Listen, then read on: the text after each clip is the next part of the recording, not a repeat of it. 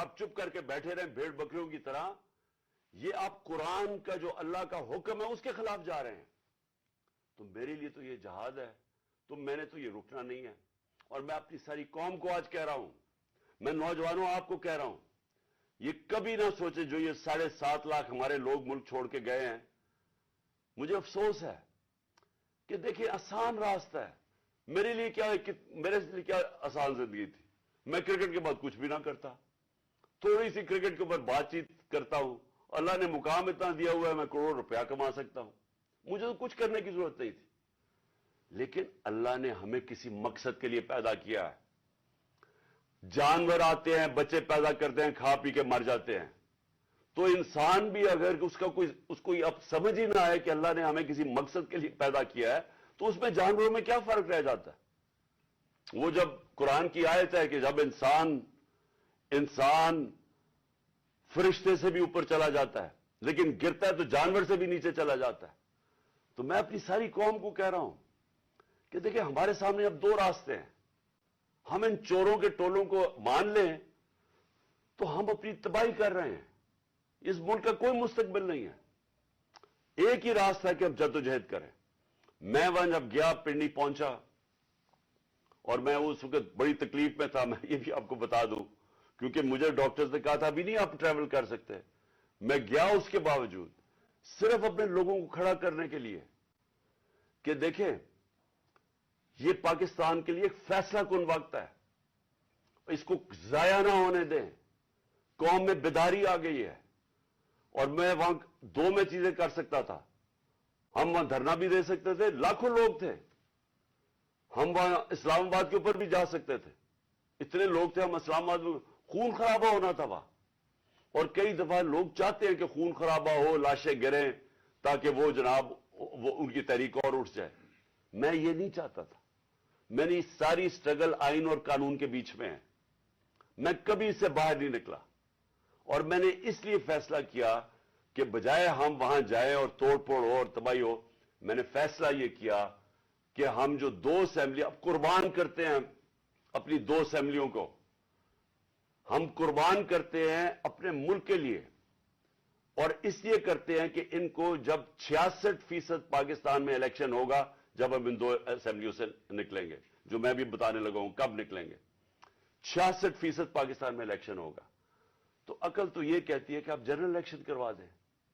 لیکن میں پھر سے کہتا ہوں یہ خوف زدہ ہیں، الیکشن ہارنے سے ڈرے ہوئے ہیں. ان کا کوئی پاکستان کا مقصد نہیں کہ پاکستان اوپر جا رہی ہے نیچے جا رہا ہے. ان کا مقصد ایک ہے، کیسے اپنا چوری کا پیسہ بچانا ہے انہوں نے. اور اس لیے یہ الیکشن نہیں کروائیں گے. اور اسی لیے ہم نے فیصلہ کیا کہ ہم الیکشن کروائیں گے. اور میں نے اپنے سارے وکیلوں سے پوچھ لیا، یہ کوشش بھی کریں گے الیکشن کمیشن کے ذریعے کہ یہ کسی طرح ڈیلے ہو جائے. آئین بالکل اجازت نہیں دیتا 90 دن کے آگے. ہم نے فیصلہ کیا ہے اور میں بڑا شکر گزار ہوں اپنے دونوں چیف منسٹرز کا کہ انہوں نے بالکل میرے ساتھ چلے ہیں، میرا ساتھ دیا ہے. ہم نے فیصلہ یہ کیا ہے کہ ہم اگلے جمعے کو، آج ہے ہفتہ، اگلے جمعے کو ہم دونوں پختونخوا کی اسمبلی ڈیزالو کر دیں گے اور پنجاب کی اسمبلی ڈیزالو کر دیں گے.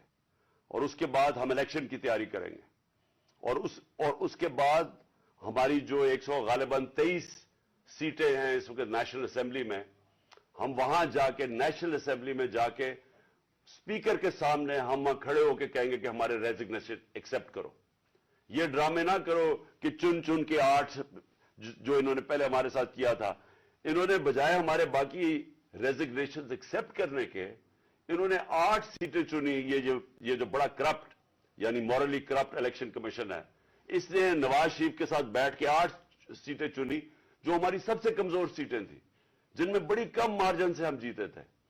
اور جدھر پی ڈی ایم کا ووٹ دگنا تھا ہمارے سے اس الیکشن کے اندر، اب یہ عوام دیکھیں کدھر آج ایک باشعور عوام ہے، بیداری آئی ہوئی ہے ہماری قوم میں.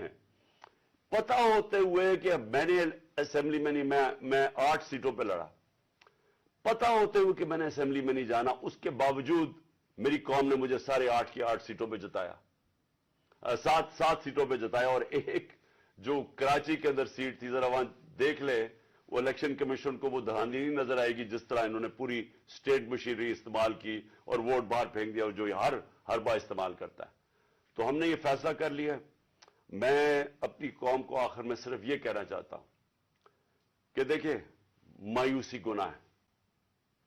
آپ مایوس ہو کے گھر بیٹھ جائیں یا آپ باہر ٹکٹ لے کے کسی اور ملک میں چلے جائیں اور کوئی نوکری مل جائے, یہ میری نظر میں یہ ایک انسان اپنی جو ڈیوٹی ہے معاشرے کو اس سے بھاگتا ہے.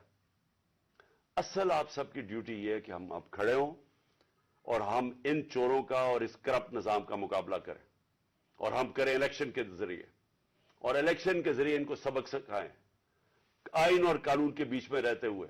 میں نہیں چاہتا کہ یہ سری لنکا جیسا سچویشن ہو کہ لوگ سڑکوں کے اوپر آ جائیں اور توڑ پھوڑ ہو. میں چاہتا ہوں کہ ہم الیکشن کے ذریعے ان کو شکست دیں, اور ان کو ایسی شکست دیں کہ یہ ہمیشہ کے لیے ان چوروں کا نام و نشان یہاں سے چلا جائے. اور وہ تب ہوگا جب آپ سب اس کو اپنی ذمہ داری لے کے نکلیں گے. اور میں آپ کو آخر میں یہ کہنا چاہتا ہوں کہ مایوسی جو ہے, میں 3.5 سال گورنمنٹ میں رہا, اس کے باوجود کہ بینکرپٹ گورنمنٹ میں لی, اس کے باوجود کہ ہمارے پاس تجربہ ہی نہیں تھا بالکل. ہم پہلی دفعہ گورنمنٹ میں آئے تھے, ایک کے بعد دوسرا کرائسس تھا. صدی میں ایک دفعہ کرونا جیسا کرائسس آتا ہے, وہ اوپر سے آ گیا, 2 سال وہ رہا. اس کے باوجود پاکستان میں کسی گورنمنٹ نے, جس طرح میں نے کہا کہ جو ملٹری ڈکٹیٹرز کو تو امریکن ڈالرز ملے, ہمیں تو کوئی ڈالرز نہیں ملے. سب سے بہترین ہماری اکنامک پرفارمنس تھی. اس سب کے باوجود اب ہم سمجھ گئے ہیں. مجھے تیسرے اور چوتھے سال میں پوری سمجھ آ گئی کہ یہ گورنمنٹ چلتی کیسے ہے. میں آخر میں صرف آپ کو یہ کہنا چاہتا ہوں, مایوس نہ ہوں. ملک یہ تب اب اٹھے گا جب بڑے اور مشکل فیصلے ہوں گے. یہ مشکل فیصلے ان کے نہیں کہ قیمتیں بڑھاتے جاؤ اور کہو جی مشکل فیصلہ ہے. مشکل فیصلے کا مطلب ملک کے اداروں کو ری سٹرکچر کریں, اس ملک کے اندر انصاف قائم کریں, رول آف لا قائم کریں. اگر اللہ بھاری اکثریت دیتا ہے تو تب آپ یہ سب کچھ کر سکتے ہیں. اس ملک میں اصلاحات کر سکتے ہیں, ادارے ٹھیک کر سکتے ہیں. جو گورنمنٹ کیسے چلتی ہے, اتنی بڑی ہم نے گورنمنٹ بنا دی ہے اور وہ ہمیں آگے نکلنے نہیں دیتی. ہر جگہ رکاوٹیں بن گئی ہوئی ہے, اور وہ ہم نے کافی چینج بھی کیا. ایکسپورٹس بڑھانی ہے, ہم نے ریکارڈ ایکسپورٹس بڑھائی. کیسے ہم نے ایکسپورٹس بڑھانی ہے اس کا ہم نے پلان بنایا ہوا ہے. اسمال اور میڈیم انڈسٹری کو کیسے کھڑا کرنا ہے جو اصل روزگار دیتی ہے اور دولت میں اضافہ ہوتا ہے.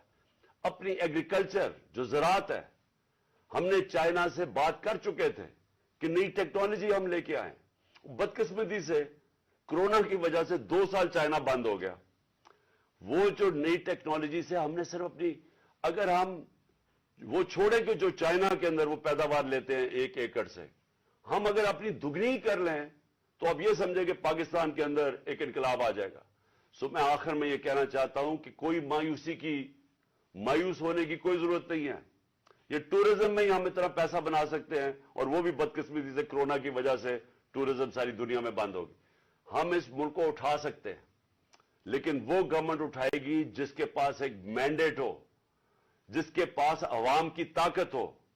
اور اس اللہ کے بعد اس ملک کے جو وارث ہے وہ عوام ہے, اور کوئی نہیں. عوام اس ملک کی وارث ہے, اور میں ان میں آپ میں سے ہوں. ہم نے اس عوام نے ایک قوم بن کے ہم نے اس مشکل وقت سے نکلنا ہے. اور لیکن وہ نکلیں گے تب جب اس ملک کے اندر صاف اور شفاف الیکشن ہو, اور اس کے لیے ہماری اب جدوجہد جاری رہے گی. میں آپ سب کا شکریہ ادا کرتا ہوں کہ پھر سے آپ میری کال پہ آئے. پاکستان زندہ باد.